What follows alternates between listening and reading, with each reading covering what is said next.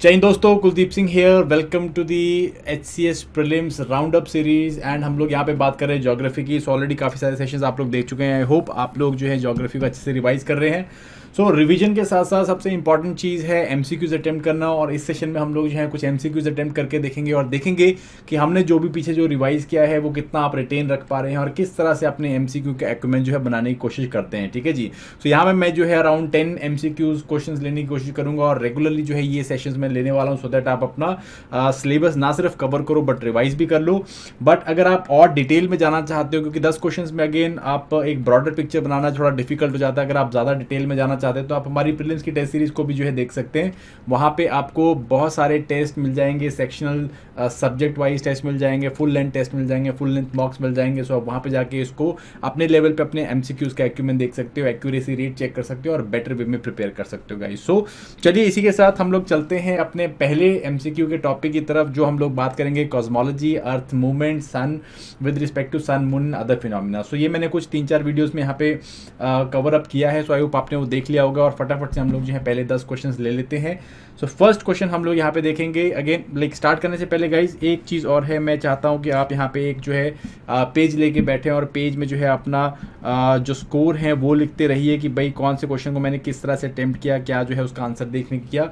And then eventually and में जो है आप अपना स्कोर भी कैलकुलेट कर सकते हैं और ओवरऑल आपको पता चल जाएगा कि आपकी तैयारी किस तरह से चल रही है गाइज। ठीक है जी। So I hope this is going to help make a more informed decision for you people and will help you in the preparation. So चलिए पहला क्वेश्चन हम लोग ले लेते हैं। Consider the following statements. The sun is vertically overhead in the equator only on 2 days a year. सिर्फ 2 ही दिन में जो है साल में 2 ही दिन ऐसे होते हैं जहाँ पे जो सूरज है वो वर्टिकली इक्वेटर के ऊपर होता है। शॉर्टेस्ट डे जो है नदर्न एंड सदर्न हेमिस्फीयर में जो है वो 22 दिसंबर एंड 21 जून को होता है। ठीक है जी। समर सॉलिस्टिसेस होती हैं। तो आपको बताना है कि इनमें से कौन सी स्टेटमेंट जो है वो आपकी करेक्ट है। सो आपको ये गाइज ये बड़ा ध्यान रखना है कि करेक्ट पूछा है कि इनकरेक्ट पूछा है। Very very important. ठीक है जी। सो यहाँ पे आपको बताना है कि शॉर्टेस्ट डे नदर्न हेमिस्फीयर में, सदर्न हेमिस्फीयर में क्या वो 22 दिसंबर और 21 जून को होता है कि नहीं होता है। एंड 2 टाइम इक्वेटर के ऊपर जो है वर्टिकली ओवरहेड होती है। तो दोनों का आंसर क्या है? It is both 1 and 2। So guys आपको याद रखना है कि इक्वेटर के ऊपर कब होता है। It is on 21 March and 23 September. And जो आपका जून के टाइम पे जो है सन की rays directly tropic of cancer के ऊपर होती है। तो यहाँ पे जो दिन होते बड़े होते, रातें छोटी होती हैं। सिमिलरली जब 22 दिसंबर का टाइम आता है तो बेसिकली नदर्न हेमिस्फीयर में दिन बड़े हो जाते हैं, दिन छोटे हो जाते हैं, रातें बड़ी हो जाती है। ठीक है जी। और समर जो आपका सदर्न हेमिस्फीयर में उसका बिल्कुल उल्टा हो जाएगा। ठीक है जी। सो ये आपको जो है थोड़ा सा याद रखना है गाइस। चलिए आगे चलते हैं हम लोग क्वेश्चन नंबर 2 के ऊपर आते हैं। Consider the following statements regarding the Jovian planets. Jovian planets के रिगार्डिंग हम लोगों ने ये कुछ क्वेश्चंस कंसिडर करने हैं। They are made up of rocks and metals and have relatively high densities. These planets are located between sun and the belt of asteroid. So आपको जो है इसमें से करेक्ट स्टेटमेंट बताना है। बहुत ईजी क्वेश्चन है। आई होप आप जो अपना आंसर मार्क कर दीजिए, वीडियो पॉज कीजिए, यहाँ पे अपना आंसर मार्क कीजिए एंड देन मैं आज का आंसर बताने लगा हूँ। सो इसका राइट आंसर गाइज जो है that is it is neither 1 nor 2, because दोनों के दोनों जो स्टेटमेंट्स हैं they are for inner rocky planets. ठीक है। जो हम लोग रॉकी प्लैनेट्स है अर्थ, मून, अर्थ, आपका mercury, Venus, earth and Mars, ये उनके लिए अप्लाई होते हैं। एंड जोवियन प्लैनेट जो है वो गैस जाइंट्स होते हैं जो कि आपको एस्ट्रॉइड बेल्ट के बाहर देखने को मिलते हैं। ठीक है। तो हमने डिस्कस किया हुआ है ऑलरेडी। क्वेश्चन नंबर 3 के ऊपर आते हैं। Consider the following statements regarding दी नीप टाइड्स। ठीक है जी। सो हमने टाइड का फिनोमेना देखा था, स्प्रिंग टाइड, नीप टाइड देखी थी। एंड नीप टाइड्स के रिगार्डिंग जो आपको ये क्वेश्चन देखना है। During these tides the sun, moon and the earth are in a straight line. They occur twice a month. तो महीने में 2 बार ही होती हैं और यहाँ पे जो है सन, मून और अर्थ जो है वो स्ट्रेट लाइन में होता है। तो आपको बताना है इनमें से कौन सा स्टेटमेंट जो है वो करेक्ट है। So answer here is, video pause करो, अपना आंसर दो। The answer here is 2 only. So सिर्फ सेकंड वाला गलत सही है। फर्स्ट वाली जो स्टेटमेंट है वो गलत है, बिकॉज इस टाइम पे जब वो स्ट्रेट लाइन पे होते हैं तो आपको यहाँ पे स्प्रिंग टाइड्स देखने को मिलती हैं, नॉट द नीप टाइड्स। नीप टाइड देखने को मिलेगी जब अब मून आपका फर्स्ट या थर्ड क्वार्टर में होगा, और विच इज़ अगेन दोनों की जो ग्रेविटेशनल फोर्स है सन की एंड मून की वो एक दूसरे को काउंटर कर रही होंगी।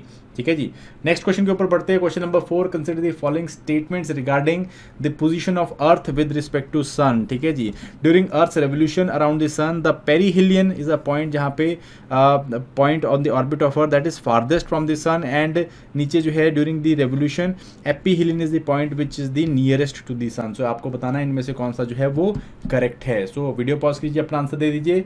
सो the answer here is it is neither one nor two, दोनों के दोनों इनकरेक्ट हैं। ठीक है जी, दोनों के दोनों स्टेटमेंट गलत इनकरेक्ट है, अपोजिट बोल दी गई है। सो आपको याद रखना है ए फॉर अपार्ट मीन्स दूर, और ए फॉर एपीहिलियन। ठीक है जी, या एपोगी अगर हम मून की बात कर रहे हैं तो। ठीक है जी, सो ए से अपार्ट होता है तो दूर होता है, तो एपोगी इज या aphelion is far and perihelion is near वे। ठीक है, सो ये आपको इस तरह से याद रखना है। तो दोनों स्टेटमेंट जो है उल्टी दे रखी हैं। नेक्स्ट क्वेश्चन के ऊपर आते हैं। Question number 5, consider the following statements regarding the nebular hypothesis. Nebular hypothesis के ऊपर, सोलर नेबुलर हाइपोथेसिस के ऊपर, according to this hypothesis the planets were formed from a giant cloud of molecular gas and dust and slowly rotating around the youthful sun. It helps in explaining the origin of the solar system. Major contribution was by Alfred Wegener and James Jeans. तो आपको बताना है इनमें से कौन सा statement जो है वो करेक्ट है। तो गाइज यहाँ पे वीडियो पॉज कीजिए, ध्यान से अपना आंसर दीजिए। So the answer here is it is 1 and 2 only, it is 1 and 2 only guys. ठीक है जी, तो थर्ड स्टेटमेंट जो है आपका गलत है। क्यों? Because it was given by Laplace and Kant. ठीक है जी, कांत ने दिया था, लैप्लेस ने, ये दोनों जो है इन्होंने इसके बारे में बात करी थी। तो थर्ड स्टेटमेंट गलत है, बाकी दोनों स्टेटमेंट जो है वो सही है। That means it basically helps in understanding the formation of solar system, और इसमें जो है बेसिकली किस तरह से प्लैनेट्स फॉर्म हुए थे, सन फॉर्म होता, वो बात की गई है। ओके, नेक्स्ट क्वेश्चन आ जाते हैं। Question number 6, consider the following geological time scales in the ascending order of their length. ठीक है जी, सबसे छोटे से सबसे बड़े की तरफ जाना है, सबसे छोटे सबसे बड़े की तरफ जाना है। सो असेंडिंग टू इंक्रीजिंग ऑर्डर में लगाना है हम लोगों को बेस्ड ऑन कितना टाइम है। So eon, era, period and epoch, ये जो है आपको लगाने हैं जियोलॉजिकल टाइम स्केल में। तो अपना आंसर यहाँ पे आपको कोट करना है।